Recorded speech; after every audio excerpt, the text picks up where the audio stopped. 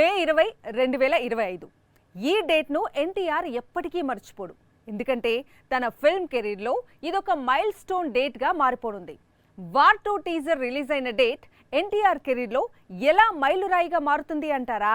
సరిగ్గా 25 ఏళ్ల క్రితం నిన్ను చూడాలని సినిమాతో హీరోగా మారాడు NTR. Same year student number 1, Subbu లాంటి చిత్రాలను విడుదల చేశాడు. వీటిల్లో స్టూడెంట్ నంబర్ 1 బ్లాక్ బస్టర్ అయింది. దర్శకుడిగా రాజమౌళికి, హీరోగా ఎన్టీఆర్ కెరీర్ ను మలుపు తిప్పింది. ఈ 25 ఏళ్ల కాలంలో తెలుగు సినిమా ఎంతో మారిపోయింది. ఎన్టీఆర్ కూడా ఎంతో మారిపోయాడు. ఒకప్పుడు ఎన్టీఆర్ బర్త్డే అంటే అది తెలుగు సినిమా పరిశ్రమకు మాత్రమే పండగ. కానీ ఇప్పుడు ఎన్టీఆర్ అంటే పాన్ ఇండియా వైడ్ గా సెలబ్రేషన్స్ కనిపిస్తున్నాయి.